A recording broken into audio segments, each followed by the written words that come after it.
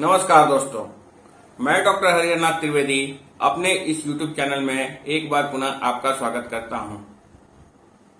आपसे पुनः अनुरोध करता हूं कि अभी तक आपने हमारे इस चैनल को सब्सक्राइब नहीं किया है तो सब्सक्राइब अवश्य कर दें। साथ ही साथ बेल आइकन को भी प्रेस कर दें ताकि आने वाली नई वीडियो का नोटिफिकेशन आपको मिल सके। मैं आप लोगों के लिए प्रतिदिन अनेक तरह की बीमारियों के लिए होम्योपैथिक की औषधि की भूमिका के विषय में बता रहा हूं। अगर हमारे इस चैनल से आपको लाभ मिल रहा है तो कमेंट बॉक्स में अवश्य लिख कर भेजें।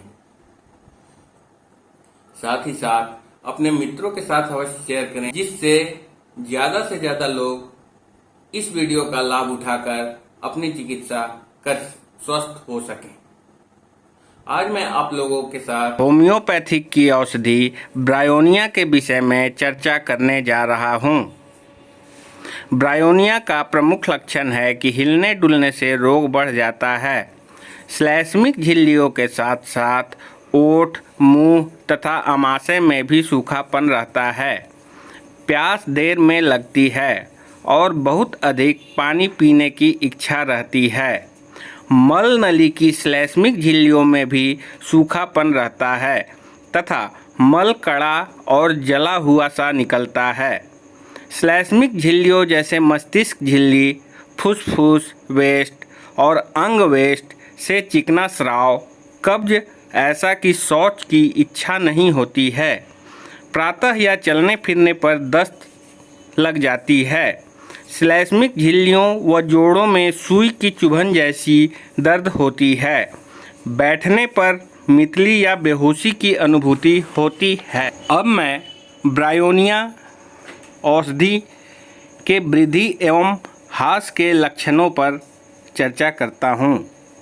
हिलने डुलने तथा ठंडे मौसम के बाद मौसम गर्म हो जाने पर रोग घटता है। स्थिर रहने तथा रोगग्रस्त भाग की ओर करवट लेकर लेटने से रोग में वृद्धि होती है। छरहरे बदन के रूखे व अधीर स्वभाव वाले, जल्दी चिढ़ने वाले, वात रोग से ग्रस्त, गर्मी के मौसम में सूखी, ठंडी हवा में निकलने पर तथा नमी युक्त मौसम में नाना प्रकार की तकलीफ़ों की शिकायत करने वाले रोगियों के लिए यह सटीक औषधि रहती है। कफ अल्प मात्रा में निकलता है तथा शुष्क खांसी में कष्ट अनुभव होता है।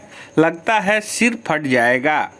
टाइफाइड ज्वर होने पर रात्रि में दिन भर के कार्यों के बारे में प्रलाप करता रहता है। झुकने, कपड़ों पर प्रेस करते समय, गर्म मौसम में खांसी आने और हलचल करने पर सिर दर्द में वृद्धि होती है। सिर में चक्करों के साथ मितली व बेहोशी सी अनुभव होती है।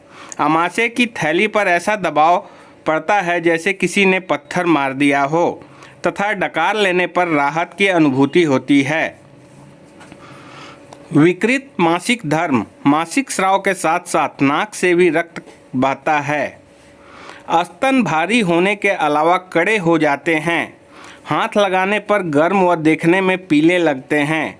रोगिणी को उनमें दर्द अनुभव होता है।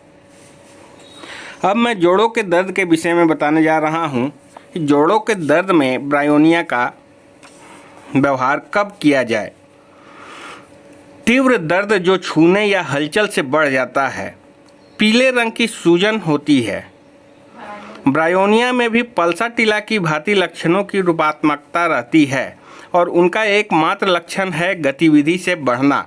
अगर हिलने डुलने पर रोगी की तकलीफें बढ़ जाए तो यह समझ लेना चाहिए कि उस व्यक्ति को ब्रायोनिया की ज़रूरत है। जोड़ों में लाली व सूजन के लिए भी ब्रायोनिया का प्रयोग किया जाता है। इतना अधिक कड़ापन की हिलने डुलने से ही पीड़ा ऐसी होती है कि जैसे सुई गाड़ दी गई हो। यहाँ तक सब सही है, लेकिन यह तो हिलने डुलने से बढ़ने वाली रोगों की शुरुआत मात्र होती है।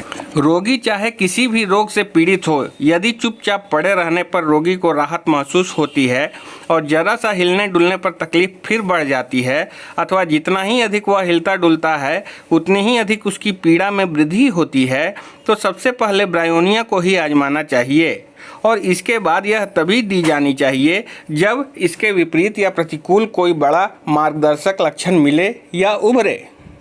इस बात को कोई महत्व नहीं मिलना चाहिए कि शरीर के किस अंग या तंतु पर रोग का हमला हुआ है। सभी मामलों में एक ही मार्गदर्शक नियम काम में आता है। ब्रायोनिया का दूसरा और बहुत ही महत्वपूर्ण लक्षण है दबाने से घटना। रोगी की सेवा करने वाले व्यक्ति प्रायः यह देखकर चकित हो उठते हैं कि रोगी उसी करवट लेटना या सोना चाहता है जिस ओर उसे दर्द अनुभव होता है। जिन लोगों ने रोगी की सेवा करते हुए इन दोनों लक्षणों के आधार पर ब्रायोनिया का प्रयोग और उससे होने वाले लाभ को अपनी आंखों से देखा है, वे यह जानते हैं कि उक्त दोनों लक्षण कितने अधिक महत्वपूर्ण और कीमती हैं। पल्साटिला की भांति ही ब्रायोनिया की भी श्लैष्मिक झिल्लियों पर प्रतिक्रिया होती है, पर दोनों में अंतर भी रहता है। ब्रायोनिया में सूखापन अधिक रहता है तथा रक्तस्राव भी नाम मात्र का होता है। यह खुश्की ओठों से प्रारंभ होकर सभी श्लैष्मिक झिल्लियों को प्रभावित करती हुई मलांत तक जाती है और मल भी उससे प्रभावित हुए बिना नहीं रहता। पाचन संस्थान के सूखेपन का भान भारी प्यास से होता है। रोगी अत्यधिक पानी पीता है। इस सूखेपन का प्रभाव फेफड़ों व श्वास नली पर भी पड़ता है, इसलिए रोगी को सूखी खांसी आती है तथा नाम मात्र का बलगम निकलता है। साथ ही खांसते हुए छाती में दर्द होता है। छूने पर भी दर्द की अनुभूति होती है। इसी प्रतिक्रिया के फलस्वरूप पेशाब की मात्रा भी कम ज़्यादा रहती है। दवाओं के उपयोग में हमें यह स्मरण रखना चाहिए कि प्रत्येक दवा की दोहरी प्रतिक्रिया होती है। जैसे ओपियम की मुख्य क्रिया नींद या बेहोशी लाना होती है, तो प्रतिक्रिया नींद का न आना भी होता है। अतः रोग को पूरी तरह समाप्त करने के लिए जरूरी है कि दवा की मुख्य क्रिया को समझने के बाद ही उसका उपयोग किया जाना चाहिए। लेकिन यदि मुख्य लक्षणों के समाप्त होने पर गौण लक्षणों के लिए दवा का उपयोग करना पड़े तो पूर्व स्थित लक्षणों को भी जानकारी में रखना चाहिए। पहले के तथा वर्तमान लक्षणों को मिलाकर ही दवा का उपयोग किया जाना चाहिए, अन्यथा हो सकता है रोग दब जाए या पूर्णतः ठीक ना हो। स्नेहिक झिल्लियों पर भी ब्रायोनिया की क्रिया साफ तौर पर देखी जा सकती है। जलन की दूसरी अवस्था में यह दवा ज़्यादा लाभकारी रहती है, जबकि चिकना स्राव शुरू हो जाता है। इसकी पहली अवस्था में रोगी एकोनाइट, बेलाडोना, फेरमफास इत्यादि दवाओं के लक्षण उभरते हैं, पर हमेशा ऐसा नहीं होता। ब्रायोनिया का दर्द सुई की चुभन जैसा होता है तथा स्नेहिक झिल्ली की जलन में भी सुई चुभने जैसी पीड़ा होती है। इसी प्रकार यह फुसफुस वेस्ट प्रदाह, मस्तिष्क की झिल्ली के प्रदाह, आंत्र वेस्ट की जलन और हृदय वेस्ट प्रदाह में यह लाभकारी रहती है। इससे पहले मानसिक लक्षण दूर होते हैं और फिर शारीरिक लक्षणों में कमी आती है। वैसे कैलिकार्ब भी ऐसी दूसरी दवा है जिसमें ब्रायोनिया का लक्षण सुई चुभने का दर्द विद्यमान रहता है। अंतर मात्र इतना होता है कि ब्रायोनिया में हलचल से दर्द की अनुभूति होती है, जबकि कैलिकार्ब में हर अवस्था में दर्द रहता है। वैसे इन दोनों ही दवाओं का रोगी दर्द से चीखता है, क्योंकि वह मधुमक्खी के दंश के समान होता है। रस का क्षरण होने पर यही तीनों औषधियाँ प्रमुख होती है तथा इनसे पहले या बाद में सल्फर देना भी लाभकारी होता है। वैसे सल्फर का उपयोग करने से पहले चिकित्सक को यह देख लेना चाहिए कि पहले की चुनी गई दवाओं से लाभ हुआ कि नहीं, क्योंकि प्रश्न उभरता है सादृश्य लक्षण न होने पर भी सल्फर का प्रयोग क्यों। इस प्रश्न के उत्तर में इतना बता देना काफ़ी है कि सल्फर की क्रिया का क्षेत्र काफ़ी बड़ा होता है तथा सोरा दोष से उत्पन्न लक्षणों पर संपूर्ण क्रिया दर्शाता है, अर्थात सोरा दोष से उत्पन्न रोगों को पूरी तरह ठीक कर देता है या अन्य दवाओं की क्रिया होने में सहायक बनता है, मगर ऐसा सदैव नहीं होता। इसलिए वैसी स्थिति में चिकित्सक को सोरा से पैदा दोषों के शमन हेतु दूसरी दवाओं का उपयोग करना चाहिए। पाचन क्रिया को ठीक करने के लिए ब्रायोनिया नक्श भूमिका तथा पल्साटिला तीनों ही उपयोगी रहती है तथा इन तीनों में अमाशय पर पत्थर सा आभास लगता है, किंतु ब्रायोनिया व नक्श में यह अधिक प्रतीत होता है। यदि प्यास अधिक अनुभव हो तो ब्रायोनिया और कम होने पर नक्श भूमिका देना चाहिए, और अगर प्यास या तो बहुत अधिक हो या नहीं के बराबर हो तो पल्साटिला का उपयोग करना बेहतर रहता है। इन सभी में मुंह का जायका भी खराब रहता है।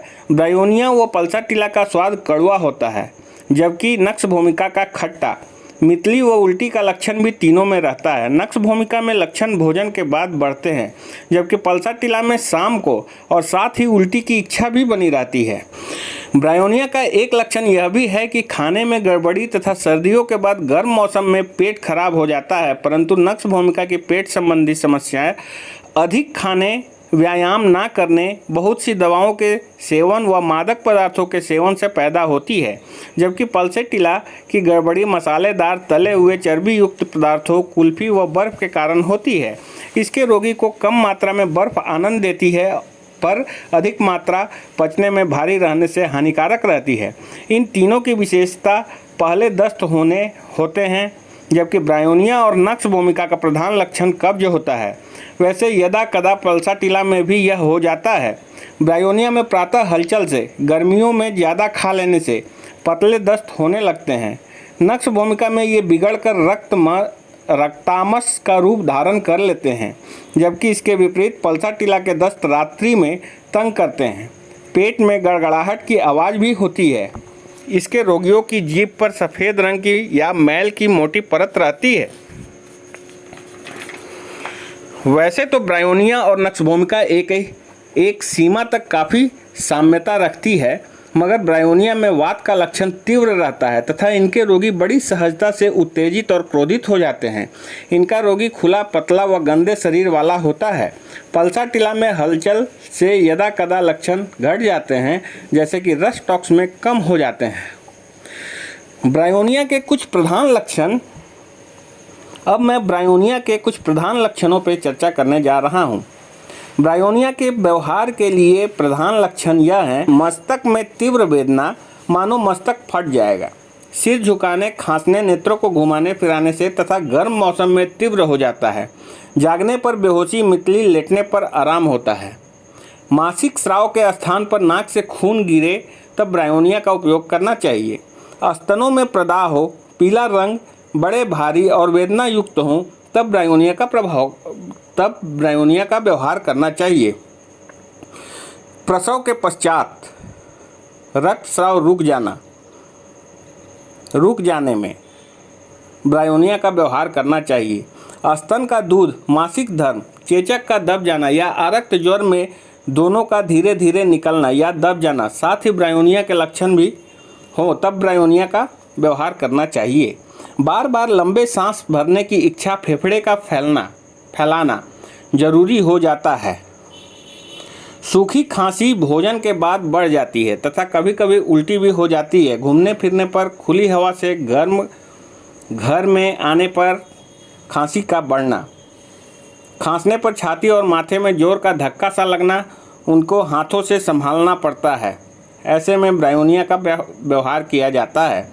ब्रायोनिया के ये कुछ विशेष लक्षण होते हैं। ये किसी साधारण सूची के अंतर्गत नहीं आ सकते, परंतु ब्रायोनिया के अत्यंत श्रेष्ठ व नियमित लक्षण हैं। इनमें से पहले जो प्रधान लक्षण बताए गए हैं, उनसे इनमें से प्रत्येक का और सब का बहुत गहरा संबंध है।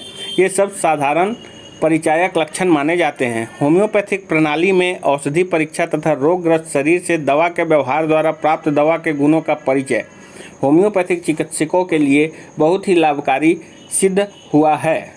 अब मैं आपसे विदा लेना चाहता हूं एवं अगली वीडियो में मैं आप लोगों के साथ एंटिम क्रूडम, होम्योपैथिक की औषधि एंटिम क्रूडम के विषय में चर्चा करूंगा। ब्रायोनिया को आपको 30वीं या 200वीं शक्ति में व्यवहार में लाना है। चलते चलते पुनः आपसे अनुरोध है कि आपने अभी तक हमारे इस चैनल को सब्सक्राइब नहीं किया है तो सब्सक्राइब अवश्य करें, साथ ही साथ बेल आइकन को प्रेस करें ताकि आने वाली वीडियो का नोटिफिकेशन आपको मिल सके। धन्यवाद।